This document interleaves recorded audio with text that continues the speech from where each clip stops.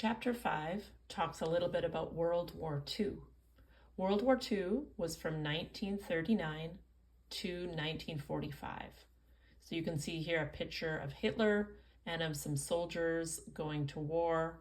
So it was all in Europe and in lots of places in Africa, China, Japan. So it was all over the world. That's why it's called a world war. It wasn't in Canada, but Canadian soldiers went to fight in this war. Here you can see the word enlist, and it means to volunteer to join the army. So they would put these posters around town so that all the men would see them and then want to join up, to be brave like the people in the posters. And you can imagine how some men would feel if they were maybe not well enough to join the army, or for some reason they couldn't fight. It would make them feel bad, and people in the community even would kind of look down their nose at them. Why aren't you fighting in the army? All the other men are. So that's the feeling that Ellie's dad is going to have in Chapter 5. Tumbleweed Skies, Chapter 5. I was born on June 4th, 1944, which is also the day my mother died.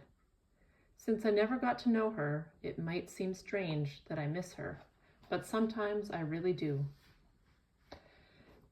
Daddy talks about her a lot. It almost seems that his stories have turned into memories to me.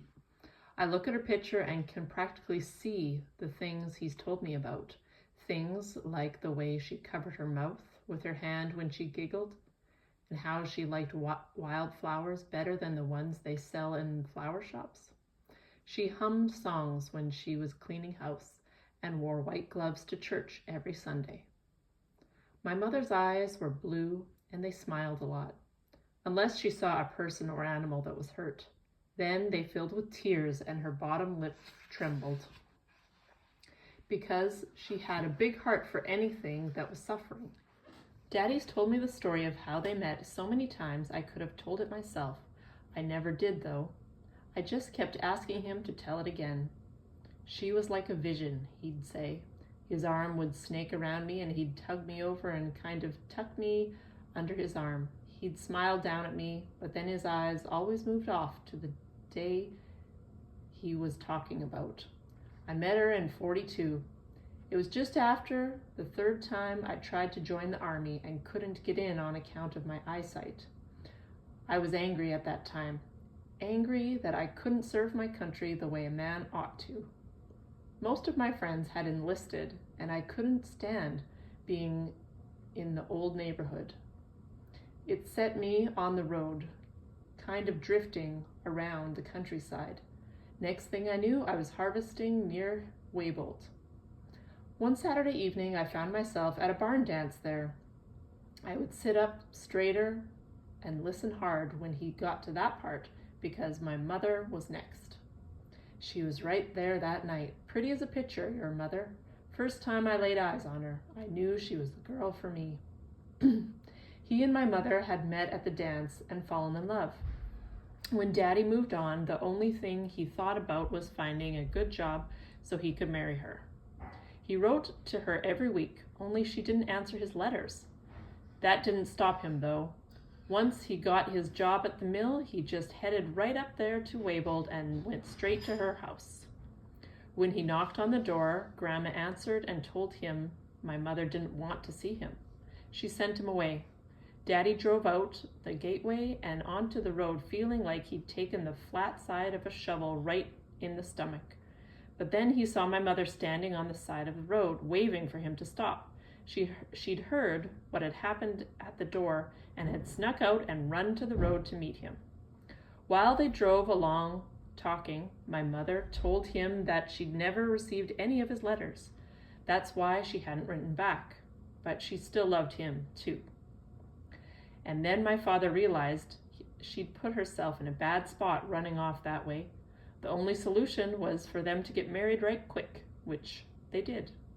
My mother wrote to her family, but her parents never answered that letter or any of the others she wrote over the next year. Not once. Only her brother, Roger, wrote back. One time, he even came to visit for a few days.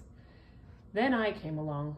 But there were problems, and my mother died shortly after giving birth to me. Daddy says she saw me, though, and even in that short time she had with me, she loved me with her whole heart. He sent a telegram to her family with the terrible news. They arrived the same day and took over the arrangements. They wanted my mother to be sent back to Wable to be buried. My grandmother insisted it was their right because they'd had her for her whole life until he came along and took her away. And she told him, look what had happened then. My father didn't have any fight in him because of being heartbroken and all. He just let Grandma do what she wanted. Over the years, he wrote them once in a while and sent some pictures of me. Now and then he got back a note from Roger, but there was never anything from my grandparents. Then, when I was 3, my grandfather died. The only time he'd ever seen me was when I was just born. Since I knew the whole story, I understood right away what my grandma meant that evening when I went into the kitchen and found her at the table muttering. I told her not to go to that dance. I told her no good would come of it. I stood real still, hardly daring to breathe. It didn't matter. Grandma turned after a moment and saw me there. Then she said something horrible. You and your father, she said. You killed her, the 2 of you. I couldn't believe anyone could say such an awful thing. It made me want to hit her, even if she was my grandmother. I wanted to clench my hands into hard, tight fists and pound on her until she took it back. Words rushed into my head, loud, angry words, but they wouldn't come out of my mouth. That was good, because if I'd said what I'd been thinking, Grandma would most likely have thrown me out, and I would have had nowhere to go. The worst thing was I wondered that very thing before. I'd even asked Daddy, but he swore that wasn't the case. He said that it had been Mama's time to die and that because of me, she was able to die happy. But what if Grandma was right? I didn't think I could bear that. So now we have read chapter 5. Now go back to the inference you made. Were your inferences right? So choose which sentence is true for you and write it in your notebook.